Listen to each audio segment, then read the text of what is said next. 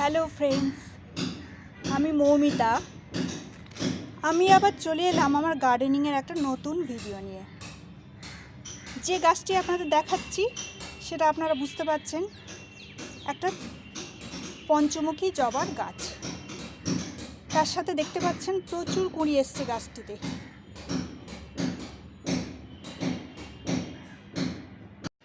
বন্ধুরা, জবা গাছে খাবার দিচ্ছি কিন্তু কুঁড়ি ফুল বেশি আসছে না। এর কারণ হলো মাটির সমস্যা। মাটি যদি ঠিক না থাকে, গাছ সেই খাবারগুলো ঠিকমতো শোষণ করতে পারে না, ফলে গাছের বৃদ্ধি ধীরে ধীরে কমতে থাকে এবং ফুলও কমতে থাকে। তাই আমি এই ভিডিওতে এমন একটি জিনিস ব্যবহার করে দেখাবো যা মাটির পিএইচ ব্যালেন্স ঠিক রাখতে সাহায্য করে।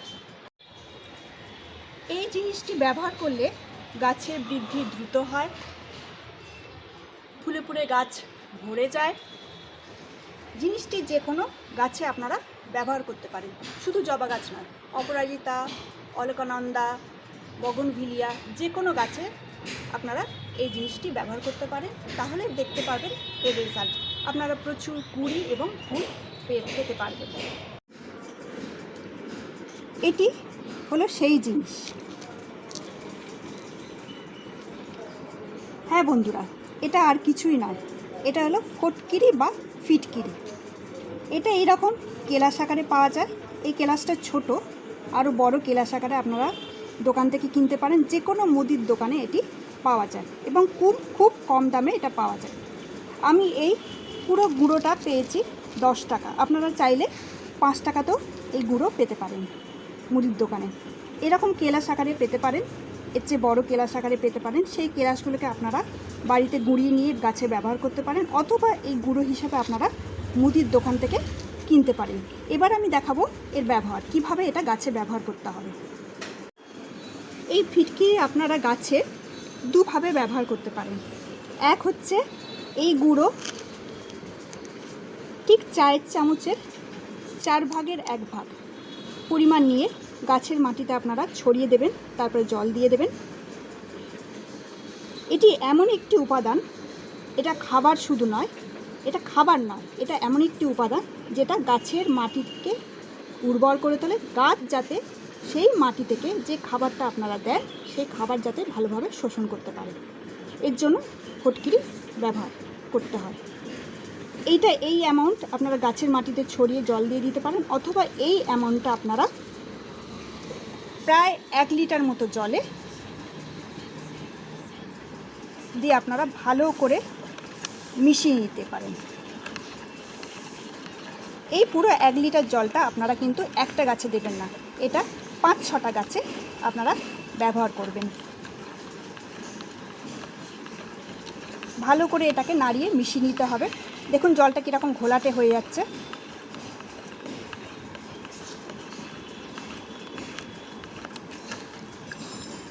এই জলটাই আপনারা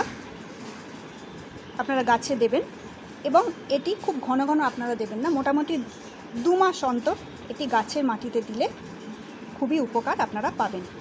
এইটা আমি ইউজ করে ভালো রেজাল্ট পেয়েছি বলে আপনাদের সাথে শেয়ার করছি।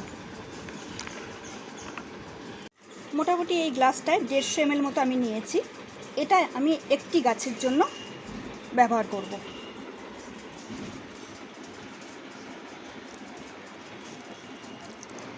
এরকম করে আপনারা যে কোনো গাছে 100 থেকে 150 ml মতো আপনারা দিতে পারেন। এটি হচ্ছে গাছের মাটিকে আম্লিক করে। অনেক দিন বৃষ্টির পর, এখন তো মাঝে মাঝে বৃষ্টি হচ্ছে বিকালের দিকে, গাছগুলো হচ্ছে কিছুটা ক্ষারীয় হয়ে পড়ছে। বৃষ্টির পর গাছ যখন ক্ষারীয় হয়ে পড়ে তখন গাছের মাটিকে কিছুটা আম্লিক করতে হয়। এই আম্লিক করার জন্য আমরা ফিটকিরি ইউজ করব। আর জবা গাছ তো আম্লিক মাটি খুব পছন্দ করে, সুতরাং জবা গাছের জন্য এটা হচ্ছে উপযুক্ত।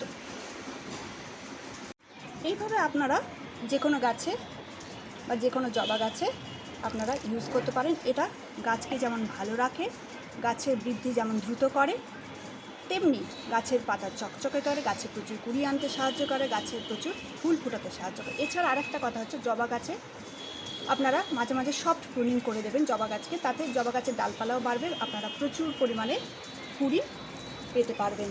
জবা গাছে নতুন ডাল মানে প্রচুর কুড়ি, সুতরাং মাঝে মাঝে সফট প্রুনিং করে দিতে হবে জবা গাছে। ধন্যবাদ, এই ছিল আমার ভিডিও। আপনারা যারা এখনও চ্যানেলটিকে সাবস্ক্রাইব করেনি তারা চ্যানেলটিকে সাবস্ক্রাইব করে আমার পাশে থাকবেন আর কমেন্ট করবেন, এবং ভালো লাগলে বন্ধু বান্ধব সবাইকে ভিডিওটি আপনারা শেয়ার করে দেবেন। ধন্যবাদ।